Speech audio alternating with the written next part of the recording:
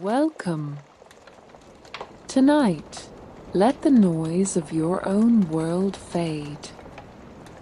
Let the anxiety of the day gently settle. You are here to rest, and I am here to tell you a story. This is not a tale of dramatic battles or crashing violence. It is a story told in whispers. A story of heavy gold, heavy silence, and the heavy weight of fate. It is the story of Marie Antoinette, a queen who learned that the loudest events in history often begin and end in the quietest rooms. Let the sound of my voice be your guide. Let the rhythm of the words calm your mind and slow your breath. As the story unfolds, feel the certainty of a gentle, deep sleep drawing you down.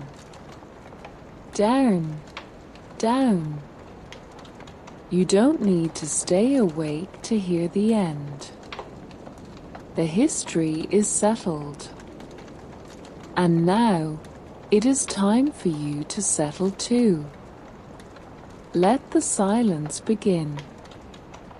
Before the revolution found its voice.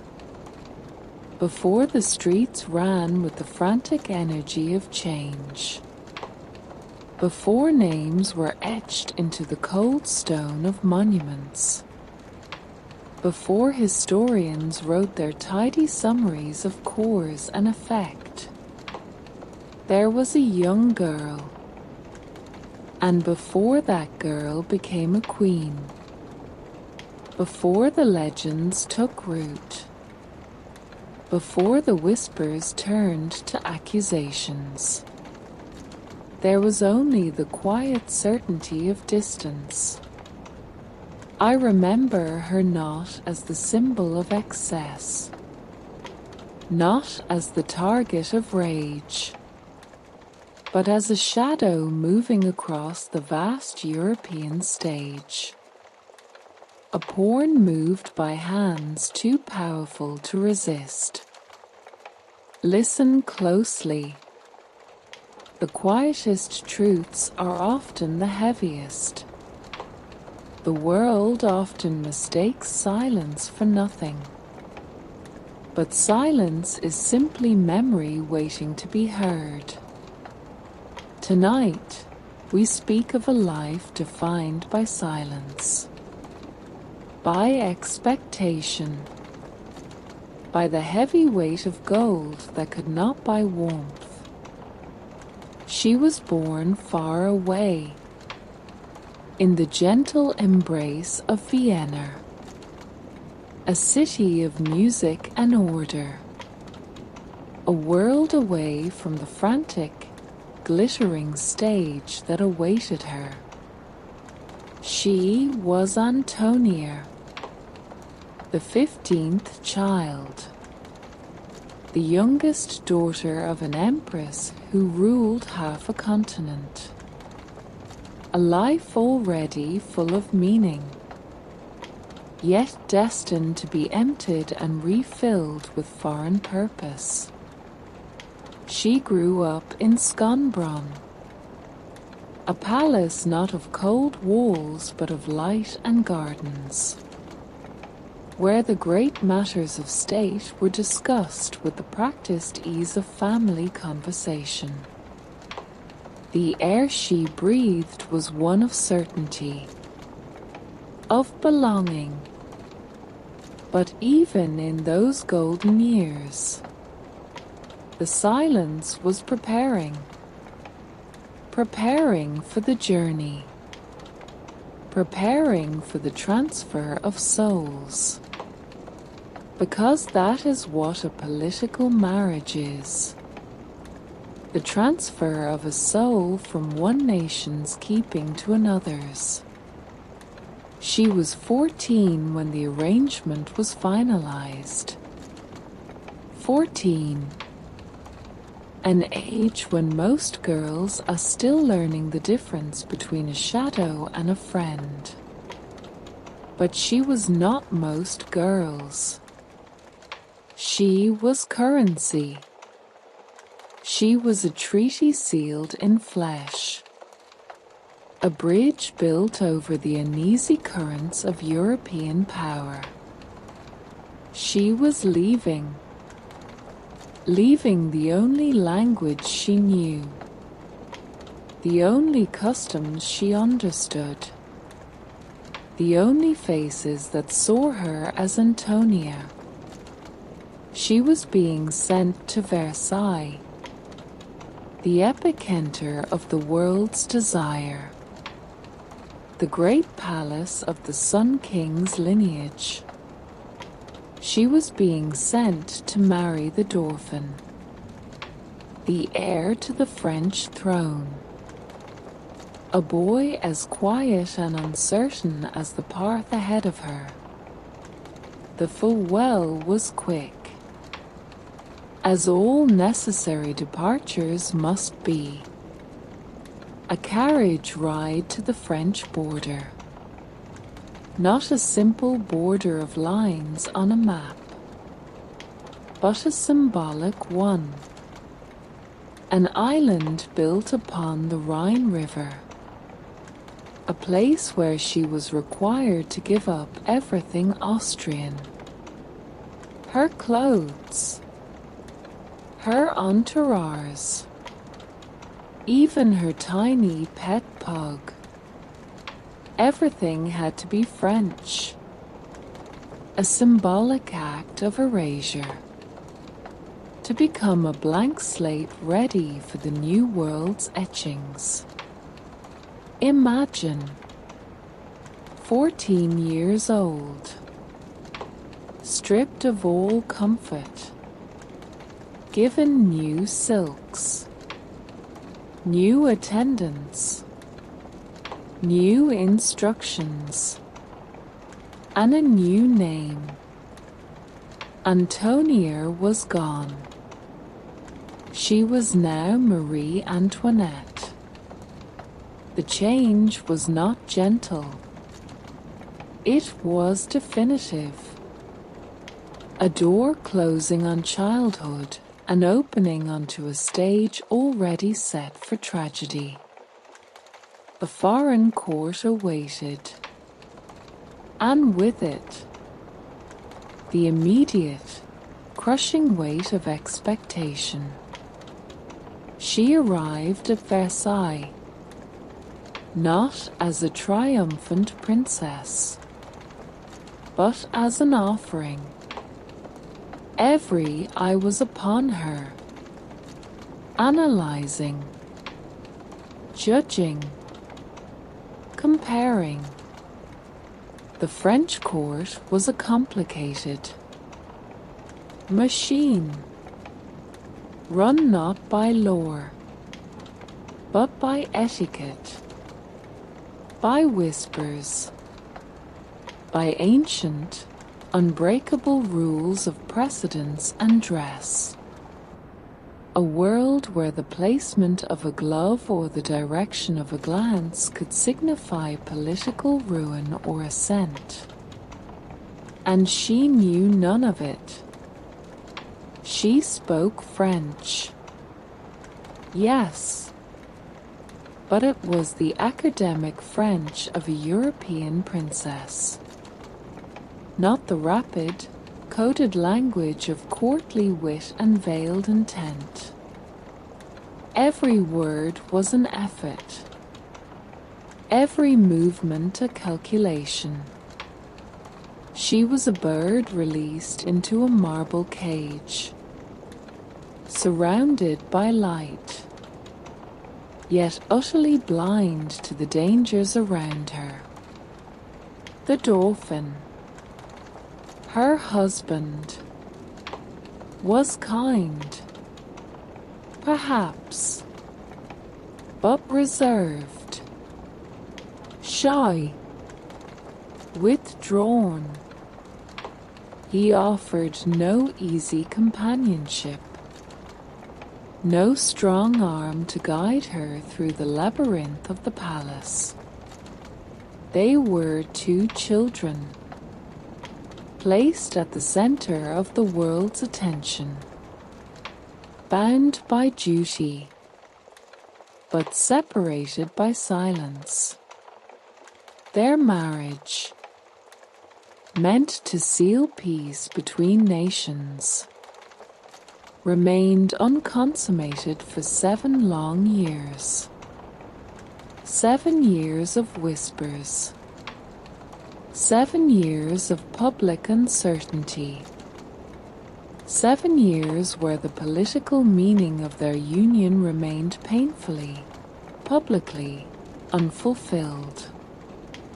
These were years of silent solitude, spent in the grandest, most crowded house in Europe.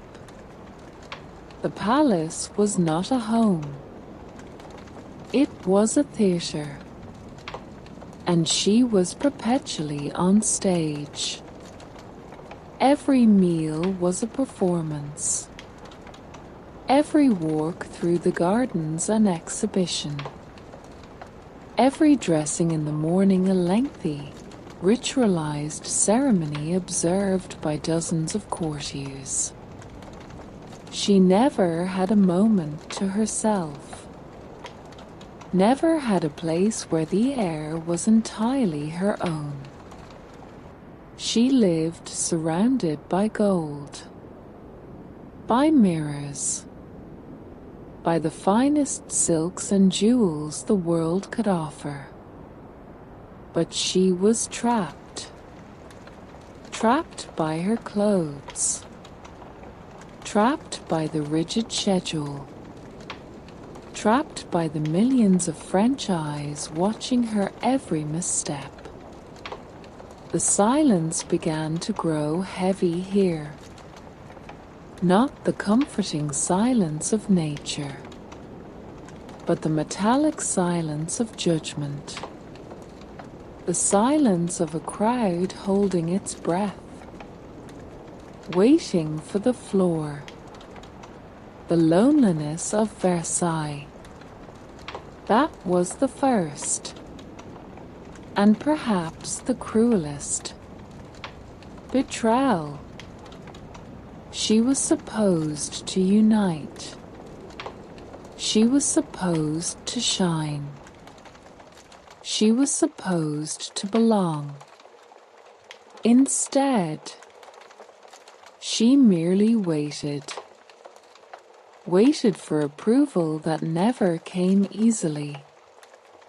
Waited for a friendship that felt genuine. Waited for the moment when she could stop performing and simply be Antonia again.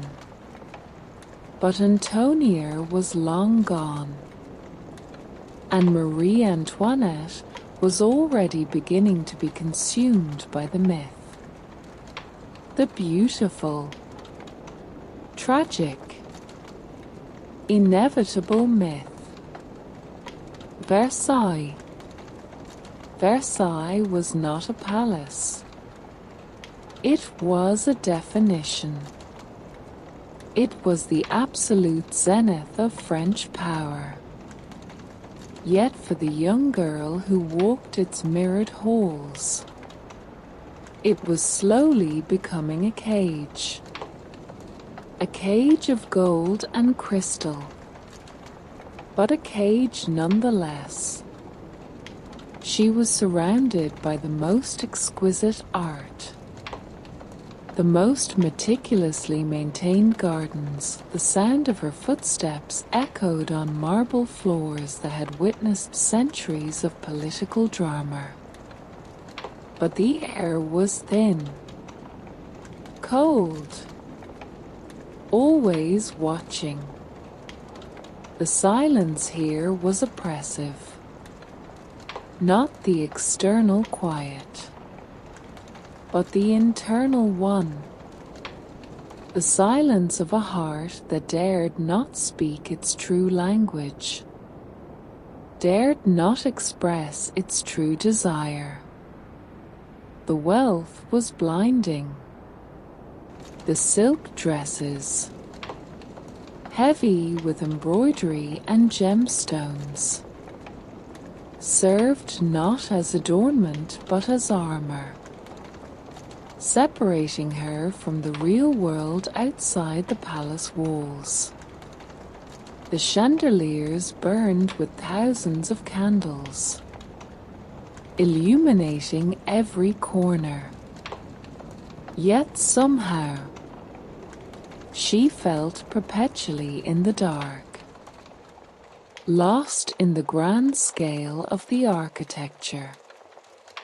Everything demanded performance. Her rising, her dressing, her dining, her very existence was public property.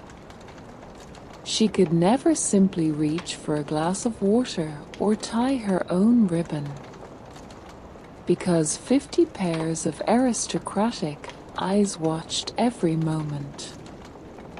This relentless observation became the second great pressure after distance. She was not allowed privacy, and without privacy, the soul contracts. It shrinks, unable to breathe the free air of genuine emotion. She sought refuge where she could. A small theatre she commissioned, the construction of the Petit Trianon, a simple, rustic retreat in the massive gardens. Simple, by Versailles standards, which still meant extravagant by the world's. In Trianon, she tried to play at being normal, dressing in muslin instead of silk, milking cows that had been washed with scented water, pretending to be a shepherdess in a land where real shepherds starved.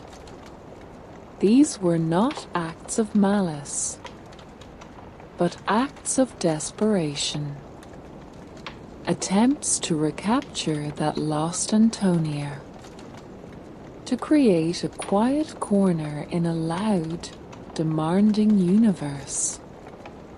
But even Trianon was a performance, a brief, expensive escape from the palace rules. And the French public saw it not as a desire for simplicity, but as another layer of reckless, uncaring expenditure. And that is when the whispers began. Whispers in the hallways of Versailles.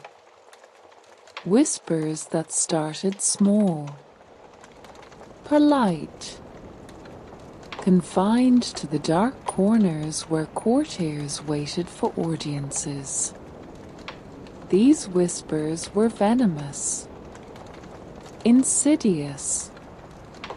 They were the social currency of the French aristocracy. The king, Louis XVI, was slow to anger, slow to act, hesitant in all things, and his queen, young, foreign, and increasingly bored, became the perfect target for courtly rivalries and long-held resentments against the Austrian alliance. The whispers were initially about her extravagance. They called her a Madame Deficit. They exaggerated her spending on hats, on jewels, on her supposed gambling debts. Every new dress became a sign of the nation's financial ruin. every new party a slap in the face of the starving populace. But the whispers did not stop at finance. They grew darker, more personal, more fantastical. Rumors about her private life began to circulate. Tales of illicit lovers, both male and female. Accusations of wild parties and moral depravity that would have been physically impossible given the rigid surveillance of the palace. Yet, the unbelievable is often believed most easily, especially when told in a whisper. The power of a whisper is that it is never challenged openly. It bypasses reason. It avoids confrontation. It simply slips beneath the door of consciousness and settles there, becoming a truth without evidence. She was powerless against these phantom accusations. How do you defend yourself against a suggestion that has no source, no location, no time? If she spoke out, the very act of defense would legitimize the rumor. If she remained silent, the silence was taken as proof. Proof of guilt, proof of shame, proof that the allegations were too true, too terrible to admit. This was the second cage closing around her, the cage of public perception, the gap between who she was and who the world decided she was, widened every day. She was guilty before she was tried, judged before she was known. The most damaging rumor, the one that crystallized public hatred, involved a magnificent diamond necklace. A necklace she had never purchased, never worn. The affair of the diamond necklace. A complicated plot involving thieves, manipulators, and a woman who impersonated the Queen. Was ludicrous. It was proven in court that Marie Antoinette was innocent, that she was victimized by the con artists. Yet, the public did not believe the court's verdict. They believed the whisper. They believed the scandal. They believed the idea of a greedy, extravagant queen willing to steal from her own treasury. The public mind had already decided her character, and no factual evidence could override the fictional narrative that had taken hold. She became a queen without a voice, a figurehead who could not speak.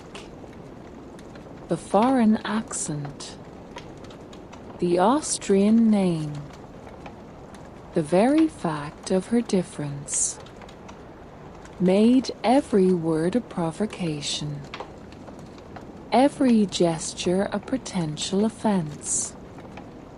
She tried to retreat. She tried to be pious. She tried to cut back on spending. But every effort was met with scorn. The machine of public opinion, fueled by pamphlets, by the resentment of the court, by the very real and growing hunger of the people, had already determined her fate. And all of this occurred behind the high walls of Versailles, in the Golden Prison, a quiet, relentless psychological siege long before the real siege began. This was her true life. Not the balls, not the jewels, but the quiet terror of being permanently misunderstood, permanently judged, permanently alone in a room full of people who saw a villain where there was only a vulnerable young woman. The silence of the Dauphin, now King Louis XVI, offered no protection. His kindness was passive, his decisions slow. He loved his people, but he did not understand them. And he certainly did not understand how to protect his wife from the storm of fiction that raged outside their gilded windows. He was trapped too, trapped by history, trapped by the monarchy's own rigid structure. And their shared existence became a mutual, anxious waiting for a disaster that felt distant yet utterly certain. A queen without a voice. A queen who understood that silence was both a necessity and a condemnation. To speak was to invite misinterpretation, to feed the rumors with fresh material. Yet to remain silent was to consent to the false narrative being woven around her name. She had tried to speak in the early years to defend her Austrian heritage, to justify her expenses. But every justification sounded hollow against the empty stomachs in Paris. The world outside Versailles was hungry, not just for bread, but for blame. And she, the foreign queen, the one who played at simplicity while the nation suffered true poverty, was the perfect vessel for that blame. The very language that bound her to France now betrayed her. She remained an outsider, marked by her accent, defined by her origin. This was the crushing weight of her crown, a gilded trap that stole her capacity for simple human connection. She lived in a paradox. The most visible woman in France, yet utterly unseen. The true Marie Antoinette. The woman who perhaps sought affection and normalcy, was completely obscured by the fiction of a Madame Deficit. The whispers in the hallways of Versailles now found an echo in the streets. The transition from courtly intrigue to public fury was slow, relentless, like the gradual chilling of the air before a storm. The problem was not just the queen. It was the system. The ancient, rigid structure of monarchy that had grown indifferent to the suffering it caused. But systems are abstract, hard to hate. People need a face, a focus for their collective pain. And that face, tragically, was hers. The crowd grows louder. At first, the anger was a distant rumble, a muffled sound that reached the palace only as distorted reports from nervous ministers. The king, Louis XVI, was slow to recognize the difference between traditional discontent and true revolutionary rage. He was a good man, devoted to his family, devoted to his hobbies of locksmithing and hunting. He saw the world through the lens of history, believing that the French people loved their king, as they always had. He did not hear the sound of a new history being written, a history that demanded the end of kings. The Queen, however, perhaps heard it more clearly. Her foreign perspective, her experience of being permanently judged, made her sensitive to the changing atmosphere. But what could she do? Every political move she suggested was dismissed as Austrian interference.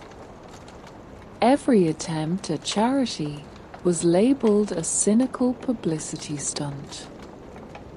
She became a prisoner of her own image. The crowds grew louder, fueled by famine, by the crippling national debt incurred supporting the American Revolution, and by the radical ideas of philosophers that spread through pamphlets faster than the king could ban them. The cry was first for bread, then for representation, then for power. The sound was not polite. It was desperate. Roar. The true voice of France rising from the depths of generations of neglect. The king finally called the Estates General, a desperate and historic attempt to regain control.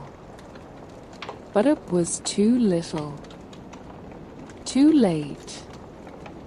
The dam had cracked, and the water was rushing through. The Bastille fell, not because it was strategically vital, but because it was a symbol, a dramatic opening act in the revolution's theatre.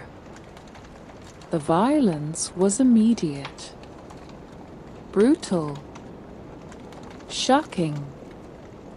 But for the Queen, the fall of the Bastille was less shocking than the change in the sound of the streets.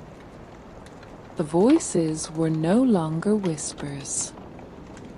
They were shouts, not confined to print, but living, breathing rage directed explicitly at her. The Austrian, Madame Deficit, the baker's wife. The names screamed at the palace walls were no longer suggestions of guilt. They were certainties. And the king and queen could no longer pretend the storm was distant. It was at the gate. The streets were now speaking a language neither of them knew how to answer. The climax of this rising tide came in October 1789. The Women's March on Versailles. Thousands of Parisian women, driven by hunger and rage, walked the 12 miles from Paris to the palace, demanding bread, demanding the king return to Paris.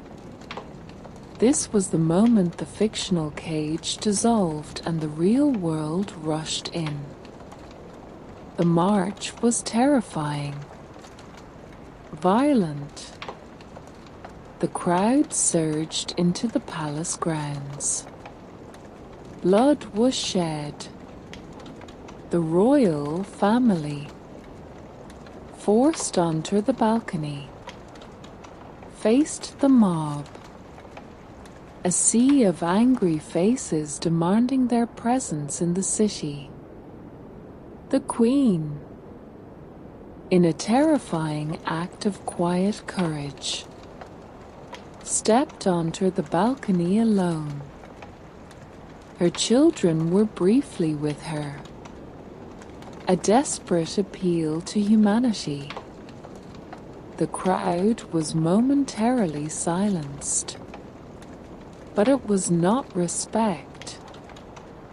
It was calculation. They wanted the symbols, not the blood yet, but the surrender. The silence was broken by a single, crushing demand. The royal family must leave Versailles. The great palace, the monument to absolute power, was abandoned. The family was escorted back to Paris, effectively as prisoners. The carriage ride was slow, humiliating. The crowd celebrated, holding up the severed heads of the Swiss guards who had tried to defend the palace. The Queen saw it all, saw the complete dissolution of the majesty she was supposed to embody. Versailles was finally empty, but the silence had not returned. It was replaced by a constant, threatening roar. They were taken to the Tuileries Palace in Paris, a place less grand, less secure, a gilded cage closer to the heart of the storm. From now on, there were no long hallways for whispers to travel. The accusation was loud, immediate, constant. They were waiting now, waiting for the revolution to decide their utility, waiting for the next inevitable step. The king continued his routine, believing negotiations were possible, believing his people could be reasoned with. The Queen understood, with cold clarity, that reasoning was over, and only survival remained. Waiting. The long, suffocating period of waiting began in the Tuileries Palace. They were no longer the rulers of France, but symbols held hostage by their own country. The palace itself was a temporary compromise, a holding cell where the king and queen lived under constant, humiliating surveillance. The guards were no longer ceremonial. They were the eyes and ears of the revolution. Sleep was a luxury now. It was a fleeting moment of respite, constantly threatened by the creaks of the floorboards. the muffled shouts from the street outside the windows, the heavy tread of the sentries parsing and reparsing the door. Every small sound was a reminder that time was not flowing, but accelerating toward an unknown, but likely catastrophic, end. Louis, the king, sought comfort in the measured world of routine. He would still pore over his books, finding solace in the tangible, predictable world of mechanics, maps, and geography, utterly failing to grasp the immeasurable, volcanic force of the human spirit demanding retribution outside his walls. He saw the revolution as a temporary illness, a fever that would break, allowing the natural, divine order to return. He missed the obvious truth: the natural order was already broken. He did not hear the sound of a new history being written, a history that demanded the permanent end of kings. The Queen, however, perhaps heard the destructive sound more clearly. Her foreign perspective, her lifetime experience of being permanently judged, made her tragically sensitive to the changing atmosphere. She had lived too long under the scrutiny of court and crowd to maintain the king's gentle, self-imposed illusion. Her internal silence, the one she cultivated in Versailles to endure judgment, now became a heavy, protective shell in Tuileries. But what could she do now? Every political move she suggested was dismissed as Austrian interference. Every private gesture was labeled a cynical publicity stunt. She became a prisoner of her own image, a figure of hatred cemented by years of relentless, vicious rumor. The true Marie Antoinette, the woman who perhaps sought affection and normalcy, was entirely obscured by the fiction of a Madame Deficit, the gilded enemy of the people. The palace was filled with the terrible, crushing silence of inertia. They were two objects frozen in time, waiting for the external, inevitable force to strike the final blow. The revolutionary government, having moved the royal family to Paris, didn't quite know what to do with them. They were too important to ignore, too dangerous to release, too valuable to simply execute. Not yet. They were held as a political safeguard, a bargaining chip against the growing threat of European invasion. This waiting was a quiet, daily form of torture.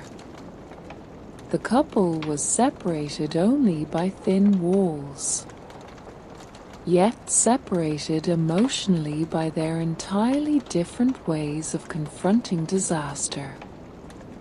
Louis sought safety in the past, in tradition, in the belief in his divine right.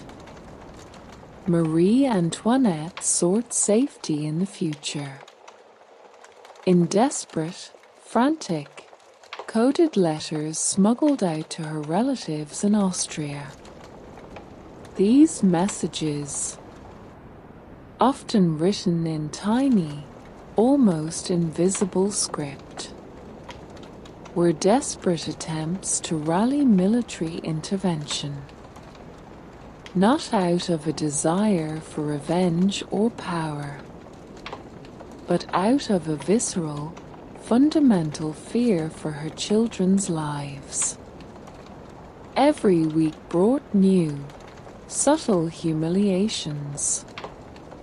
Their trusted servants were replaced by fierce, dedicated revolutionaries who deliberately used familiar insults and kept detailed logs of their every movement, their every bite of food, their every sigh. There was nowhere to hide, nowhere to whisper a truly private word to her husband, nowhere to mourn the slow, agonizing death of their world. They were constantly on display, not for adoration, but for merciless inspection. This slow, continuous erosion of dignity was perhaps the most effective tool of the revolution during this waiting period. They were slowly being dismantled, piece by piece, stripped of the aura of divinity and untouchability that had protected the monarchy for 1,000 years. The king was forced to read the inflammatory pamphlets written against him and his wife, forced to confront the violent, public hatred that raged against his lineage. He was compelled to approve laws that undermined his own power, to endure the revolution's loud, incessant noise, the clamor of a nation celebrating its own liberation from his centuries-old authority. The Queen endured the deep, hollow silence that fell when the crowds specifically chanted her name. A silent, stabbing hatred that cut deeper than any sound. The climax of this desperate waiting arrived in the summer of 1791. The famous, disastrous flight to Varennes.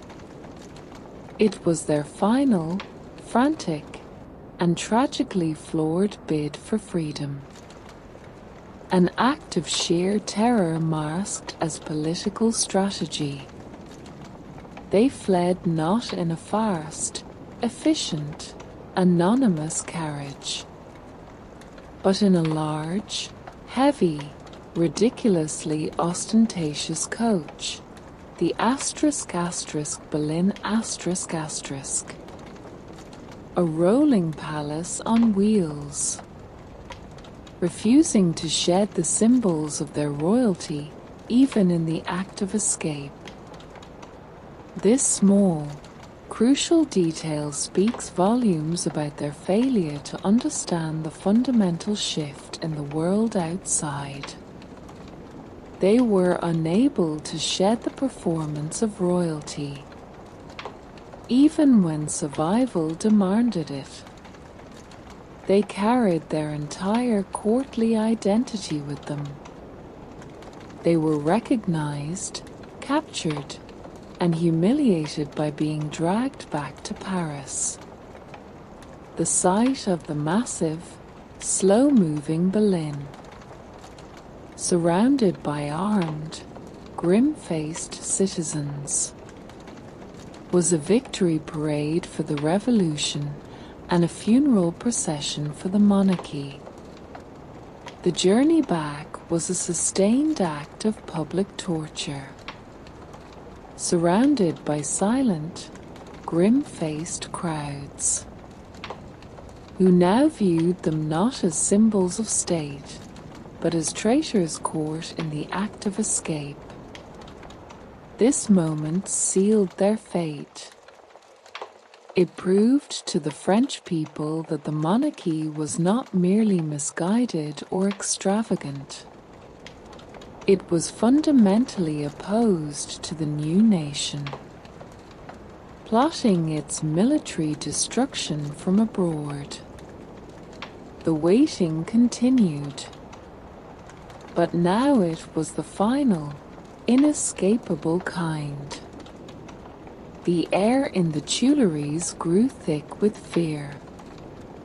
The slow, creeping dread of this waiting period settled over the palace like a thick, paralyzing fog. The children, too, felt the drastic change. They stopped asking easy questions. They learned to move quietly through the shadowed rooms. They adopted the heavy, necessary silence of their parents. It was a time of shared, profound loneliness. The last private moments of a family that history had already condemned. Louis, still stubbornly clinging to his constitutional authority, believed he could negotiate his way out of the disaster. Marie Antoinette understood. With cold, stark clarity, that negotiation was over, and only survival remained. She saw the truth reflected in the eyes of the Revolutionary Guards. They were no longer citizens to be governed, but symbols to be eradicated. The violence was escalating not only in the streets, but in the Legislative Assembly, which was growing increasingly radical and uncompromising. The foreign powers, fueled by the Queen's desperate pleas, began to move their armies toward the French border.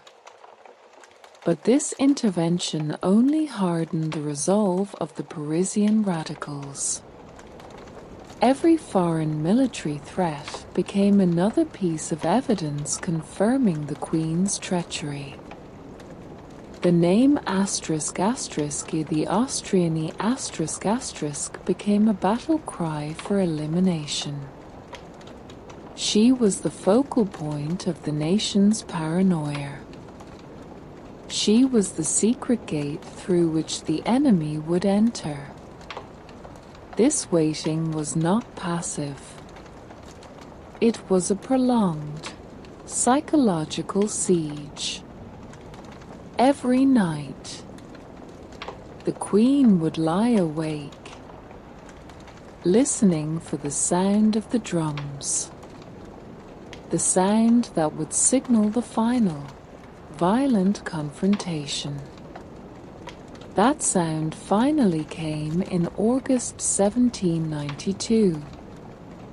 The final, loud eruption of the revolution arrived on the morning of August 10, 1792. The mob, spurred by the fear of foreign invasion and the solid conviction that the king was secretly plotting against the nation, stormed the Tuileries. This was not a march. It was an invasion of fury. A chaotic, murderous rush through the palace grounds. The royal family, awakened by the deafening noise, the sounds of broken glass and distant musketry, fled. They sought refuge in the Legislative Assembly, abandoning their palace prison for a legislative one. The scene was staggering. A complete dissolution of order. The loyal Swiss guards were massacred, their blood staining the stone they had sworn to protect. The ultimate symbol of the king's final, pathetic attempt to defend his crown. The queen saw the faces of the fleeing courtiers, the sheer terror in their eyes, and she knew with absolute certainty that this was the point of no return. The gold and crystal were smashed, the symbols of the monarchy destroyed with a savage efficiency. The royal family sat in the legislative assembly, huddled and exposed, listening to the very assembly vote on their deposition and imprisonment. They listened to the end of their reign. It was a public, drawn-out humiliation. The royal family was moved one last time, away from the gilded confines of the palace, to the Temple Tower Tour du Temple. A dark, imposing medieval fortress. This move was symbolic and absolute. A political move from the luxury of Versailles to the harsh, unforgiving reality of political imprisonment. The Temple Tower was the true, final cage. Here, the last vestiges of formality utterly vanished. The Queen's elegant clothes were replaced by simple, coarse mourning attire. The King was no longer addressed as Majesty. He was simply Citizen Capet. The slow, deliberate process of their dehumanization was complete. Their titles, their status, their history, all were stripped away by the cold stone of the fortress. Time, once fluid and measured by courtly ritual, became slow, leaden. Every day was identical, marked only by the shifting light outside the thick, cold walls. The silence of the Temple Tower was heavy, absolute. It was the deep, cold silence of history holding its breath, waiting for the final, necessary cut. The guards in the temple were brutal, petty tyrants, intent on erasing any remaining trace of their royal dignity. They used their power to inflict small, constant psychological wounds. They confiscated books. They banned conversations in any language other than French. They searched the Queen's meager possessions endlessly, looking for smuggled messages, treating every tiny object as a potential piece of treason. The Queen endured it all with the same quiet stoicism she had learned long ago in the mirrored halls of Versailles. But here, the silence was different. In Versailles, the silence was a performance. Here, the silence was necessary for survival. She conserved her energy, speaking only to comfort her children, saving her tears for the deepest hours of the night when the guards were furthest away. The children became her entire world, the only remaining piece of the life that was now utterly broken. She taught her daughter, Marie Therese, to knit and to sew, parsing on the quiet, simple skills that had been useless in a palace but were vital in a prison.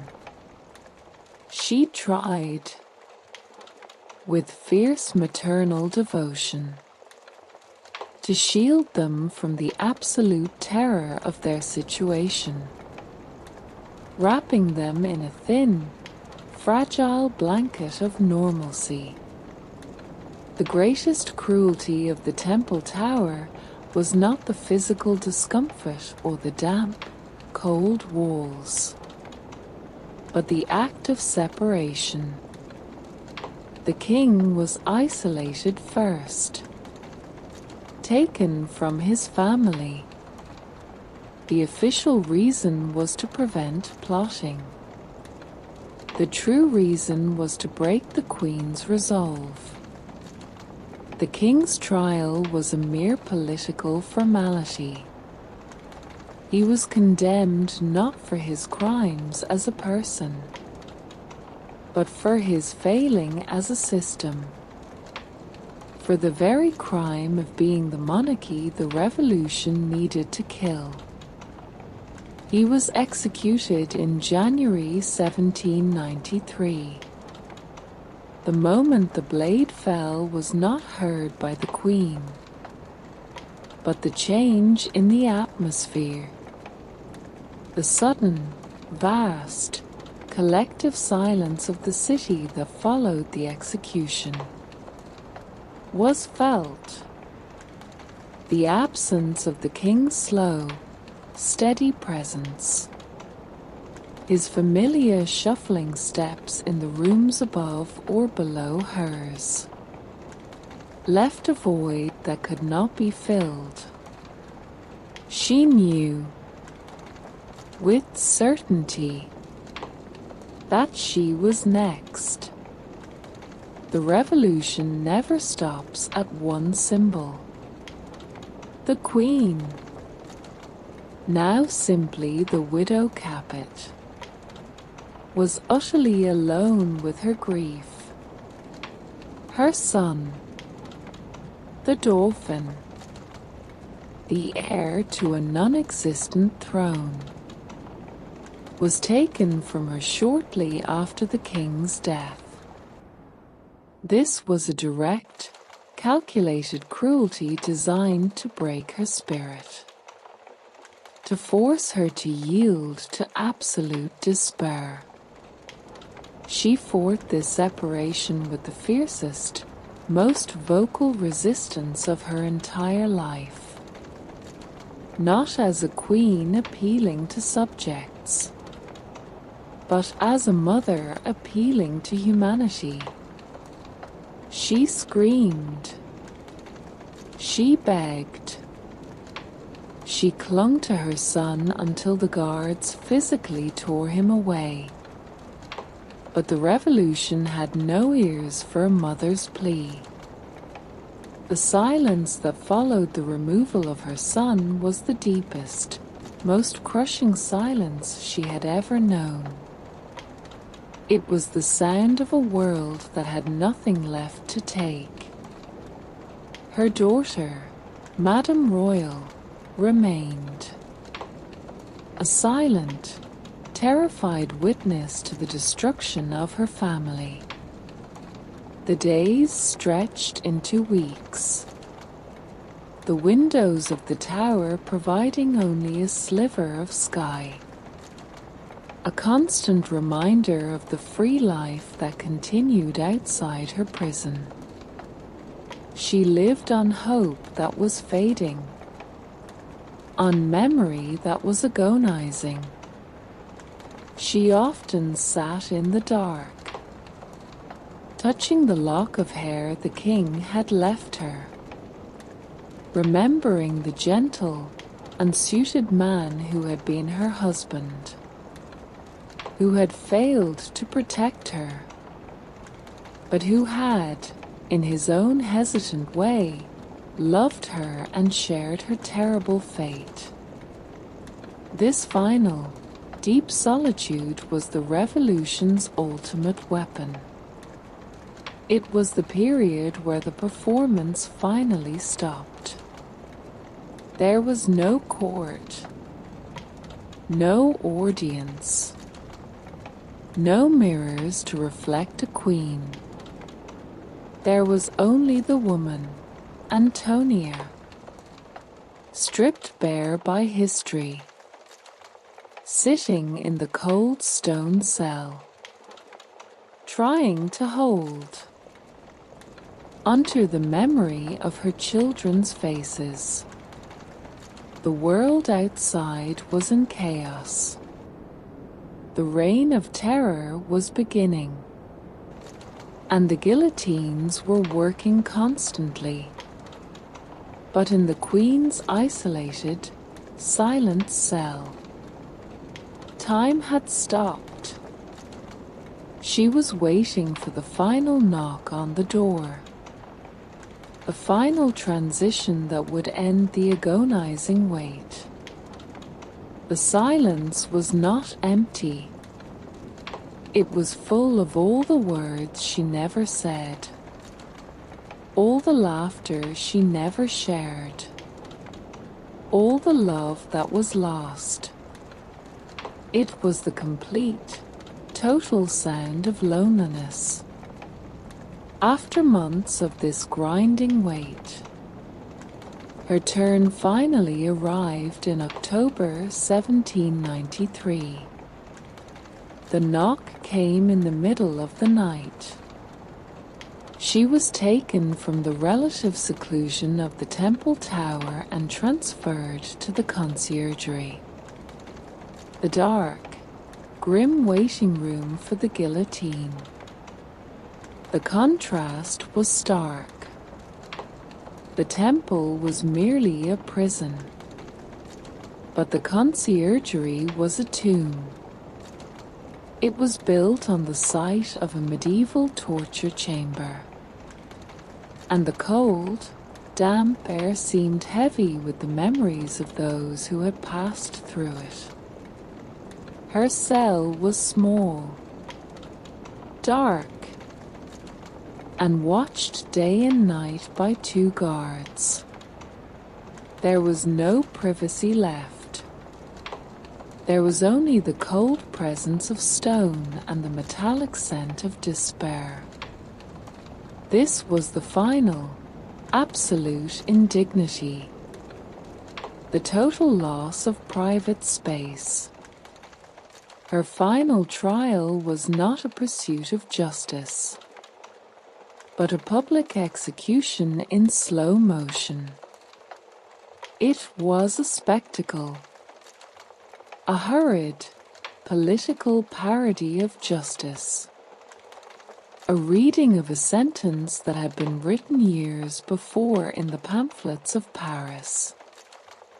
The charges were a list of fantastical accusations: extravagance, treason, plotting against the state, and finally, the unspeakable, untrue accusations regarding her son.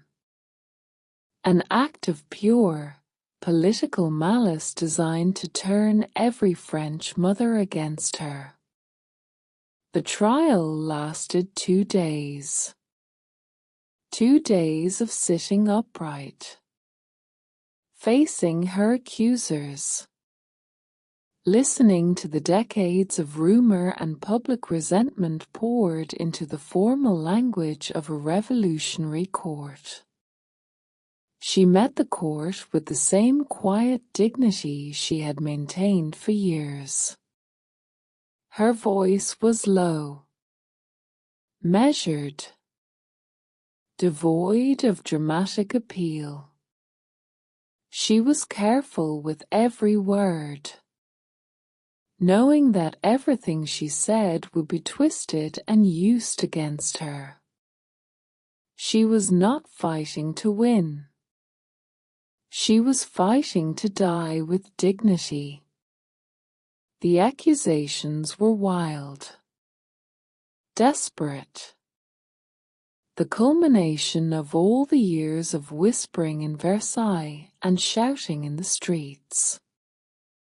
When asked to defend herself against the most terrible, fabricated charge, a charge that even some of the hardened revolutionaries found shocking, she offered a quiet, firm response that transcended the political theater. I appeal to all the mothers present. It was the only time she truly broke the wall of silence, appealing not to her royal status, but to her raw, stripped-down humanity. It was the only truth she had left. Her appeal, however, was immediately ignored, drowned out by the noise of the political machine. The verdict was inevitable. Guilty on all counts. The end was already decided. The long waiting was finally, mercifully, over. The night before the execution was spent in complete silence. She wrote her final letter. Not to her family in Austria, but to her sister-in-law, Madame Elizabeth. A testament to her faith and her love for her children. She clipped a lock of her hair. Another tiny, silent gesture of remembrance. She slept a little. A sleep perhaps deeper and more peaceful than any she had experienced since she was 14. For the terrible burden of anticipation had finally lifted. The guillotine is not dramatized in this story. It is not an act of roaring violence. It is a final, cold act of inevitability. It is the closing of the historical account. The mechanical cessation of a life marked by noise and silence in equal measure. On the morning of October 16, 1793, the sun rose, indifferent to the fate of the Queen. Her hands were bound. She was taken through the streets, not in a velvet, luxurious coach, but in a simple, open execution cart. Her figure exposed to the last sight of the people who had both adored and destroyed her. The journey was slow. The streets were filled with people, not whispering now, but roaring their final victory, their final release of years of frustration and famine. The noise of the crowd was deafening. A massive, human wave of sound. But for her, the world had already retreated into a deep, final quiet. The noise